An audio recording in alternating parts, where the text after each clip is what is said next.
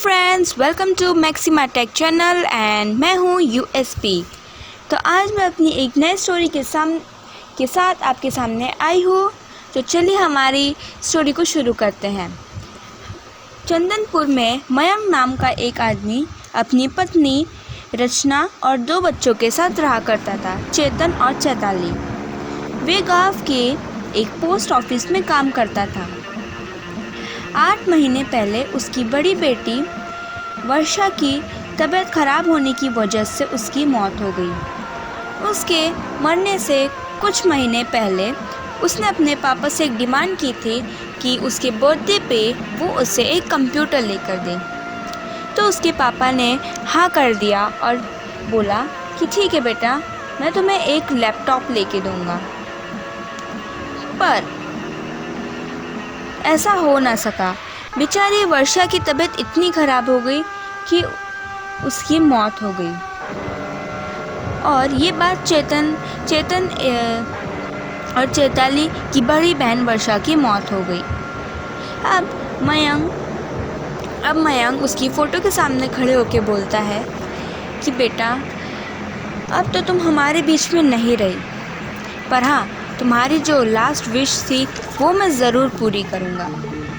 और ऐसे कहकर वो जाता है दुकान में और लैपटॉप खरीदकर पोस्ट ऑफिस में ही रख देता है। और सोचता है जिस दिन उसका बर्थडे है उस दिन वो घर उसको लेके जाएगा। और आखिर उसके बर्थडे का दिन आ ही जाता है। पूरा परिवार अच्छे से वर्षा के कमरे को सजाता है और वहाँ पे उसका बर्थडे सेलिब्रेट करते हैं, केक काटते हैं।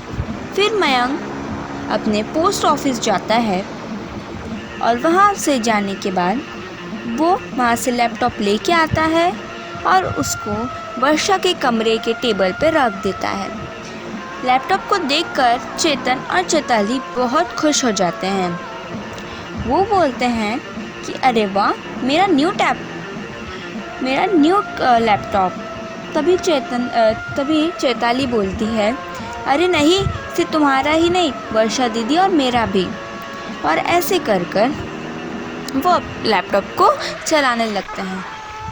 उनके पड़ोसी में एक रवि नाम का आदमी रहा करता था, अपनी पत्नी मनी और अपने बेटे आरुष के साथ। वो एक दिन आरुष चेतन और चैताली के घर पे जाता है और उनके कमरे में जब जाके देखता है तो वो दोनों लैपटॉप चला रहे होते हैं। वो बहुत ज़्यादा जेलस हो जाता है और अपने घर पे गुस्सा होकर जाता है। उसके पिताजी उससे पूछते हैं, क्या हुआ बेटा, तुम इतने उदास क्यों हो? तभी आरुष बोलता है कि पापा, मैं आपको इतने दिन से बोल रहा हूँ कि मुझे एक लैपटॉप लेके दे दो, तो आप मुझे लैपटॉप लेके नहीं दे सकते। और वहाँ देखो, चेतन और चैताली के पास एक लैपटॉप है। हालांकि ये परिवार जो है ये मयंक के परिवार से बहुत जलता था। तभी रवि ये बात सुनकर उसका भी मुंह बन जाता है। वो बोलता है, ठीक है बेटा, मैं तुमको एक नया लैपटॉप लेके दे दूँगा, तुम बस अपना ख्याल रखना। आज कल सुबह उठते ही तुम्हें एक लैपटॉप मिल जाएगा, तुम बिल्कुल भी टेंशन मत लो। ऐसे कहकर आरुष सोने चला जाता है। तभी रात में चेतन और चैताली के घर में कोई आदमी आता है और वहाँ से लैपटॉप उठाकर चला जाता है। तभी वो वहाँ से लैपटॉप लेके चला जाता है। जब आरुष सुबह उठता है तो उसे अपने टेबल पे एक लैपटॉप देखकर वो बड़ा खुश हो जाता है और लैपटॉप को उठाकर उसके अंदर गेम खेलने लगता है। ये देखकर उसके मम्मी पापा बहुत खुश हो जाते हैं। पर दूसरे ही तरफ चेतन और चैताली लैपटॉप अपने कमरे में ना पाकर रोने लगते हैं।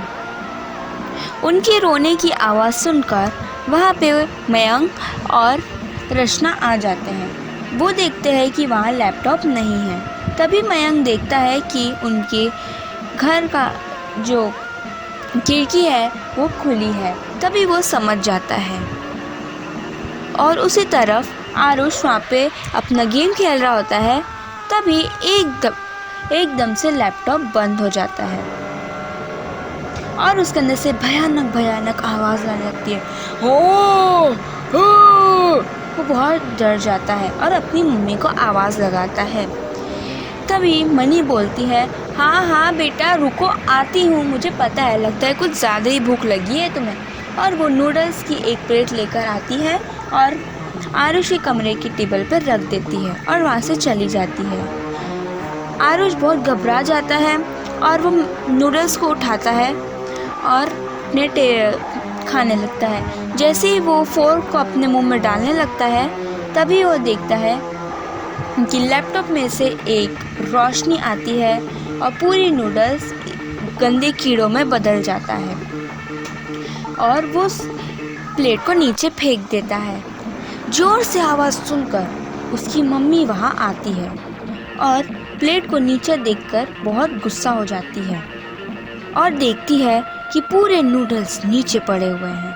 तभी वो मयंक को जोर से उसका कान पकड़ के बोलती है, ये क्या किया तुमने? एक तो तुम्हें नूडल्स बना के दो, ऊपर से इनके नखरे भी झेलो। हाँ, तो तभी आरुष बोलता है, नहीं मम्मी देखो उस नूडल्स के अंदर कीड़े हैं।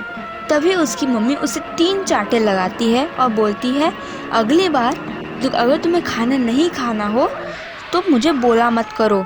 और ऐसे बड़बड़ाते हुए वहाँ से चली जाती है। आरुष अब बहुत घबरा जाता है। तभी वहाँ उसके पापा आते हैं और बोलते हैं, अरे बेटा तुम अपना लैपटॉप खेलते नहीं हो, क्या हुआ? तभी आरुष बोलता है, पापा वो लैपटॉप में ना भूत है। तभी रवि जोर जोर से हंसने लगता है, हा हा हा हा, बेटा ये तुम्हें क्या हो गया है? चलो हम तीनों एक मूवी देखते हैं। तभी वो तीनों वहाँ पे बैठ के एक मूवी देखने लगते हैं। रवि बोलता है, देखो बेटा लैपटॉप में तो कुछ भी नहीं है, ये तुम्हारी एक गलतफहमी थी। और आरुष की भी जो गलतफहमी थी वो दूर हो जाती है और डर भी। वो बोलता है, हाँ पापा कुछ गलतफहमी थी। तभी उस लैपटॉप में एक भूतनी दिखाई देती है। रवि बोलता है, जल्दी से इस लैपटॉप को बंद करो। तभी वो लड़की उस लैपटॉप से बाहर आके उनके सामने खड़े होकर उनके सामने बढ़ने लगती है। तीनों एक दूसरे को चिपक जाते हैं और वो लड़की बोलती है, तुम लोगों ने मेरे परिवार को परेशान लेने का ठेका लेके रखा है क्या? जब देखो जब परेशान करते हो। ये लैपटॉप मेरा है, इस लैपटॉप को मेरे परिवार को वापस लौटा दो। तभी रवि बोलता है, वर्षा तुम तो मर चुकी हो, तुम हमारे सामने कैसे खड़ी हो? तो वर्षा बोलती है, मैं अपने बर्थडे तक यहाँ थी और तुम लोगों ने मेरा लैपटॉप लेकर बहुत बड़ी गलती कर दी। तभी आरुष बोलता है, दीदी हमें माफ़ कर दीजिए, अब हम लोग वहाँ पे उनको लैपटॉप दे देंगे और उनसे कोई वास्ता नहीं रखेंगे। तभी मनी बोलती है, हाँ हाँ आरुष सही बोल रहा है, हम तुम्हारे परिवार से कोई मतलब नहीं रखेंगे और उनसे माफ़ी भी मांगेंगे। तभी वर्षा बोलती है, तुम लोगों ने बहुत पहले से ही मेरे परिवार से दुश्मनी पाल के रखी है और तुम्हें बहुत जेलस होता है।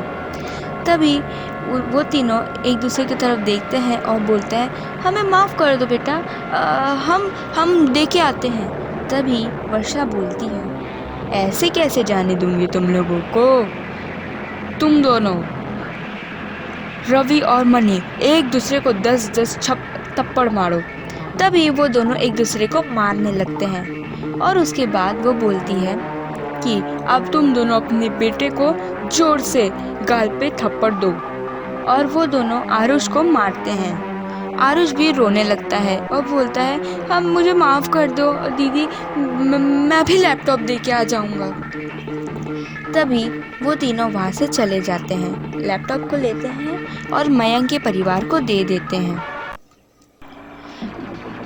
उसके बाद चेतन और चैताली लैपटॉप को देखकर बहुत खुश हो जाते हैं और उनका तीनों का परिवार वो उनसे माफ़ी मांगता है।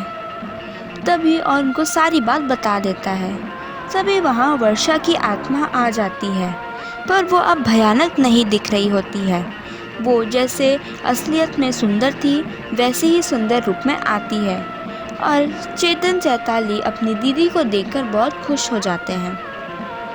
वो बोलती है, पापा मेरी लास्ट ख्वाहिश थी कि आप मुझे एक लैपटॉप लेके दीजिए, और आपने लेकर भी दिया, और अब हमारे परिवार के ऊपर कोई मुसीबत नहीं आएगी जब तक मैं रहूँगी। और वो बोलती है, अब मेरी आत्मा को शांति मिल चुकी है, तो इसीलिए अब मैं यहाँ से जाती हूँ। और वो तीनों की तरफ ऐसे घूर के देखती है। वो तीनों वहाँ से दुम दबा के भाग जाते हैं। और वर्षा बोलती है, पापा आप वर्ल्ड के बेस्ट पापा हो, और ऐसे करके वहाँ से गायब हो जाती है। तब से मयंक का परिवार बहुत खुशी खुशी रहने लगता है, और चेतन चैताली भी लैपटॉप चलाते हैं। तो फ्रेंड्स, अगर आपको मेरी आज की कहानी पसंद आई हो तो प्लीज़ आप मेरे चैनल को सब्सक्राइब करिएगा, ताकि हम जो भी वीडियो बनाएं उसका डायरेक्ट नोटिफिकेशन आप तक आ जाए, और हमारे वीडियो को लाइक ज़रूर करिएगा। तो बाय फ्रेंड्स।